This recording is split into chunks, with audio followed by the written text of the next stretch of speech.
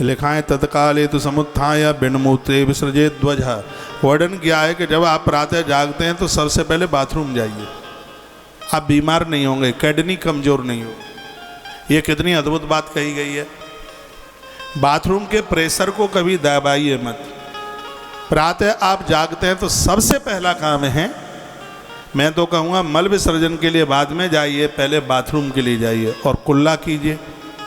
कुल्ला करने के बाद आ जाइए, फिर पानी पीजिए और पानी पीने के आधा एक घंटे के बाद में फिर आप मल विसर्जन के लिए जाइए। आप बीमार नहीं होंगे जीवन में। वही बात यहाँ लिखा है। क्या अद्भुत ये शिव महापुराण है। वर्णन है कि तत्काले तो समुत्थाय, तत्काल देर न लगे, खड़े होते ही सबसे पहले बिन मूत्रे विसर्जित, सबसे पहले वह बाथरूम के लिए जाए। फिर का ग्रहा दूरम ततो गत्ता बाह्यात्प्रावतस्तथा उदमुख समाविश्य प्रतिबंधे आंदामुख। वर्णन किया है कि यदि सूर्य निकलने के बाद आप मल विसर्जन के लिए गए हैं तो आपका मुख उत्तर की तरफ हो, और भोर में अभी सूर्य निकला नहीं है, जब आप मल विसर्जन के लिए गए हैं उस समय मुख दक्षिण की तरफ होना चाहिए। इसलिए बाबाजियों के बाथरूम में जो टॉयलेट का जो मुख है वो दक्षिण की तरफ होता है, क्योंकि वो भोर में जल्दी जगते हैं। और आप गृहस्थियों का बाथरूम में जो टॉयलेट का जो मुख होता है वो उत्तर में होता है, क्योंकि आप 7-8 बजे जगते हैं, हो सकता है 9 बजे भी जगते हैं। यह भी बात हमारे ग्रंथों में लिखी है। जल अग्नि ब्राह्मणादीनाम देवानाम नाभि मुख्य था। वर्णन किया कि जल के किनारे, नदियों के किनारे, ब्राह्मण के घर के पास, देवताओं के मंदिर के पास, जुते हुए खेत में, अग्नि देवता के पास में, यज्ञशाला के पास, जहाँ गैया बंधती है उस जगह पर भूल करके भी व्यक्ति को मलमूत्र का विसर्जन नहीं करना चाहिए, नहीं करना चाहिए। यह गलतियां करने पर व्यक्ति नपुंसक बन करके पैदा होता है। यह वर्णन शिव महापुराण की कथा में बड़े अद्भुत ढंग से इन सब कथाओं का वर्णन किया है। तो एक बार फिर कहूँगा, जल अग्नि ब्राह्मणादीनाम देवानाम नाभि मुख्यतः। जल के नदियों के किनारे, ब्राह्मण के घर के पास, संतों के आश्रम के बिल्कुल पास में, जुते हुए खेत में, देव मंदिर के पास, यज्ञशाला के पास, और जहाँ गौ माता बंधती है ऐसे स्थान पर व्यक्ति को मल मूत्र किसी का भी विसर्जन नहीं करना चाहिए, नहीं तो ये बहुत बड़ा अपराध है, बहुत बड़ा अपराध। मल विसर्जन के बाद मल को देखे नहीं, मल विसर्ज्य च उत्थाय न पश्य चैव तन्मलम्। मल विसर्जन के बाद मल को देखे नहीं। उद्धेत्र जल नैव शौचम कुर्या जलाद वही। वो सब बातें बताई गई हैं, शुद्धता और पवित्रता की बातें बड़े अद्भुत ढंग से, अद्भुत रूप से वर्णित की गई हैं। उसके तत्पश्चात स्नान की बात आई है।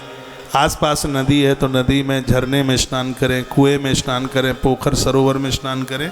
इस स्नान को एक विशेष स्नान माना गया है। पादे मूर्धनि हृदय चैव मूर्धनि पादे वचः। वर्णन किया, आप बाथरूम के लिए भी जाते हैं तो चरण घुटने तक और हाथ कोहनी तक और मुंह में जल डाल करके कुल्ला करें। यात्रा में जाते हैं, गाड़ी में बैठे हैं, पानी की बोतल पास रखिए। ड्राइवर गाड़ी रोककर बाथरूम जाता है और आप समझदार हैं, उसको पहले कहिए पहले कुल्ला कर, बाद में सीट पर बैठ, क्योंकि हर गाड़ी की सीट माँ भगवती दुर्गा का स्थान होता है। इसलिए जब नया वाहन खरीदा जाता है तो उसमें पूजा माँ भगवती जगदम्बा की ही होती है, और जिसके ऊपर माँ भगवती दुर्गा प्रसन्न होती है उसकी गाड़ी कभी किसी से टकराती नहीं है। इसकी मालकिन स्वयं माँ भगवती जगदम्बा। तो यह शुद्धता, यह पवित्रता होनी चाहिए। गणेश पुराण में कथा आती है, नल नाम का राजा बाथरूम करने के बाद बिना कुल्ला किए जाके सो गया। कलयुग को मौका मिला और राजा की देह में प्रवेश कर गया, और राजा ने इतने कष्ट भोगे, इतनी परेशानियां भोगी कि जुआ में राजा सब कुछ हार गया। अपनी पत्नी से वियोग हो गया उसका। तो इसलिए ये सब चीजें हैं वो बहुत बंधनीय है। मासातीते तो नित्य ही पुनश्चोपनयम चरित। जो जनेऊ पहनते हैं 1 महीने के बाद में उन्हें जनेऊ बदल देना चाहिए। हर हालत में जनेऊ ऊपर से पहना जाता है, नीचे से उतारा जाता है। जनेऊ में भगवान शंकर, माँ पराम्बा, कार्तिकेय जी, विष्णु भगवान, ब्रह्मा, चंद्रमा और यमराज, ये सब वास करते हैं जनेऊ में। जनेऊ धारण करने वाले को एक विशेष लोगों में से समझा जाता है उसे। आजकल जनेऊ तो उस समय होता नहीं है, जब शादी होती है तब कोट के ऊपर पहना देते हैं, पहन ले बेटा पहन ले। पुरुषों को जनेऊ पहनकर सत्कर्म करने पर जितना पुण्य लगता है, माताओं को बिना जनेऊ के उतने फल की प्राप्ति हो जाती है। इसलिए माताओं को कभी भी जनेऊ नहीं पहनना चाहिए।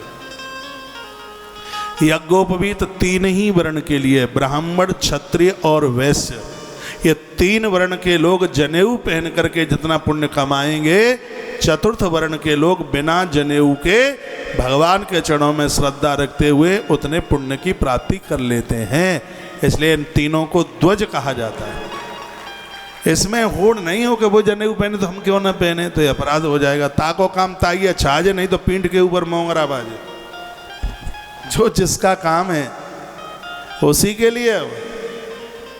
इसलिए इसमें काहे की होड़ है? जो काम तुम कर पाओगे वो मैं नहीं कर पाऊंगा, जो मैं करूंगा वो आप नहीं कर सकते। अब कोई लड़े कहे कि इसमें दोनों पहिया एक से क्यों लगा दिए, मेरे पास एक स्कूटर का पहिया फालतू है, इसमें एक पहिया कार का है तो एक इसमें स्कूटर का लगाइए।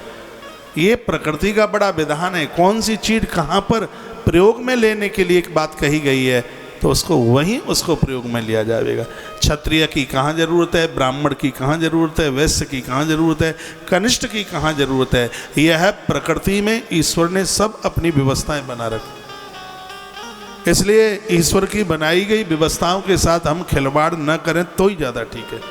पुनश्च उपनयम चरेत, जनेऊधारियों को चाहिए वो 1 महीने में अपने जनेऊ का परिवर्तन करें, जनेऊ बदलें।